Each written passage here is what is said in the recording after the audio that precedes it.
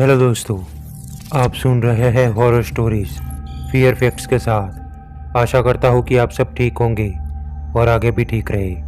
लेकिन कहते हैं ना, बुरे हादसे बताकर नहीं आते। ऐसा ही कुछ बुरा हादसा हुआ था सूरज बाबू के साथ। तो आइए सुनते हैं उनके पॉइंट ऑफ व्यू से।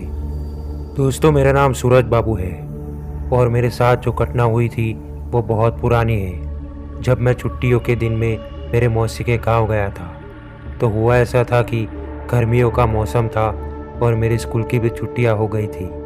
तो मैं तुरंत ही मेरे पापा के साथ मेरे मौसी के घर चला जाता हूँ। मेरे पापा मुझे मौसी के घर छोड़ने आते हैं। मुझे छोड़ के मेरे पापा घर चले जाते हैं। मैंने मौसी के घर जाके मौसी के साथ बातचीत की और मेरे मौसी के लड़के के साथ खेला कूदा।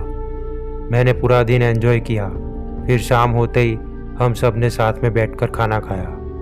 फिर रात को हम सब बैठकर बातें करते हैं। हम देर रात तक बातें करते हैं। बातें करते करते मैंने देखा कि मौसी और उनका लड़का वहीं सो गए हैं। फिर मैंने भी सोचा कि अब मुझे भी जाके सो जाना चाहिए। मैंने मौसी से मेरी खटिया बाहर चौगान में रखवाई थी, क्योंकि मुझे गर्मियों में घर में कभी भी नींद नहीं आती थी। तो मैं सोने के लिए चौगान में खटिया के पास चला जाता हूँ।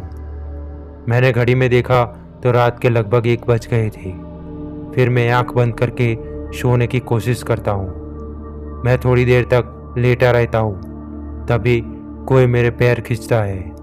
मैंने आंख खोलकर देखा तो आसपास कोई दिख नहीं रहा था। मैं थोड़ा घबरा जाता हूँ तो मैंने खटिया में बैठ जाता हूँ। तभी मैंने देखा कि कोई दूर के पेड़ के पीछे खड़ा है और हाथों से इशारा करके मुझे वहाँ बुलाने की कोशिश कर रहा था। मैं चारपाई से खड़ा होकर वहाँ चला जाता हूँ तो वहाँ एक आदमी खड़ा था जो मुझे अपने पीछे आने को कह रहा था। तभी मैंने पूछा, आप कौन हो भाई, और इतनी रात को यहाँ क्या कर रहे हो? मेरे इतना पूछते ही उस आदमी ने मेरी आंखों में देखा तो मैंने महसूस किया कि उसकी आंखें चमक रही थी और मैं कब उसकी आंखों में देखकर उसके पीछे पीछे चल पड़ता हूँ मुझे अंदाजा ही नहीं रहा। मैं चलते चलते गाँव से बहुत दूर आ गया था। तभी अचानक मेरा होश आ जाता है और मैंने देखा कि मैं एक वीरान जगह पर खड़ा हूँ। ना वहाँ कोई घर है, ना वहाँ कोई खेत। पता नहीं ये कौन सी जगह थी।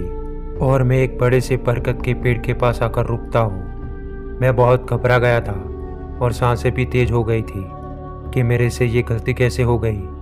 मैंने सोचा कि अब मुझे पलटकर यहाँ से घर वापस चला जाना चाहिए। तो मैं वापस जाने के लिए पीछे की ओर मुड़ता हूँ।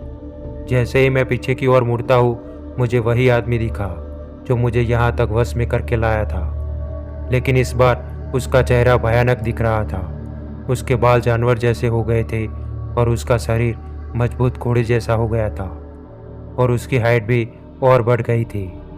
उस आदमी को देखकर मैं वही ज़मीन पर गिर जाता हूँ, क्योंकि उस आदमी को देखकर मेरे पैरों तले ज़मीन खिसक जाती है। मैं उठकर दौड़ने की कोशिश करता हूँ, लेकिन अब मेरे पैरों को उन बुरी शक्तियों ने कैद कर लिया था। मुझे भागता हुआ देख वो शैतान गुस्से में आ जाता है और मुझे एक बाजू में पड़ी रस्सी से गला दबाता है और वो रस्सी को पेड़ से टांग कर मुझे वहाँ लटकाने की कोशिश करता है। रस्सी गले में दबने के कारण मेरा दम घुटने लगता है और मेरी आंखों में अंधेरा छाने लगता है। तभी वो रस्सी अचानक मेरे वजन से टूट जाती है और मेरा सर नीचे पड़े बड़े पत्थर से टकरा जाता है। मैं वहीं बेहोश हो जाता हूँ। फिर जब मेरी आंख खुली तो मैंने देखा कि मैं गांव के तालाब के पास खड़ा था, जिस तालाब के पास मैं शाम को खेलने आया था। मैंने देखा कि वो शैतान मेरे पास में ही खड़ा था और शायद वो मुझे यहाँ मारने के इरादे से ही लाया था। मैं उसके सामने जान की भीख मांगने लगता हूँ, लेकिन वो मेरा एक पैर पकड़ के मुझे घसीटते हुए उस तालाब में अंदर की ओर ले जाने की कोशिश करता है। पानी में जाने की वजह से मेरा दम घुटने लगता है और मैं जीने की उम्मीद से हाथ को हिलाता हूँ, पर अफसोस यहाँ मुझे देखने वाला कोई नहीं था और रात ने भी अपना रूप भयानक ले रखा था। मैं जीने की उम्मीद खो चुका था और पानी अब मेरी आंखों से ऊपर जा चुका था। तभी मैंने भगवान को याद करना शुरू किया।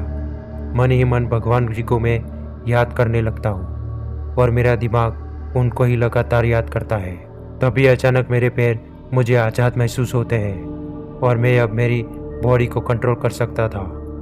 तभी मैं पानी से बाहर आने की कोशिश करता हूँ। मैं तालाब से बाहर आने में सफल रहता हूँ। 5 मिनट तो मैं किनारे पर बेहोश हालत में पड़ा रहता हूँ। तभी सामने से मुझे मेरा भाई और मेरी मौसी हाथ में टॉर्च लेकर आते हुए दिखते हैं। उन्होंने मेरी ये हालत देखकर मुझे तुरंत उठाकर घर ले आते हैं। फिर उन्होंने मुझे सांस लेता हुआ देख उनको थोड़ी शांति महसूस होती है। फिर मैंने उनको मेरे साथ हुई पूरी घटना के बारे में बताया तो वो लोगों की आंखें फटी की फटी रह जाती है। लेकिन उन्होंने गांव में ऐसी घटना किसी के साथ हुई नहीं देखी थी कि ना ही उस शैतान को कभी गांव में देखा था।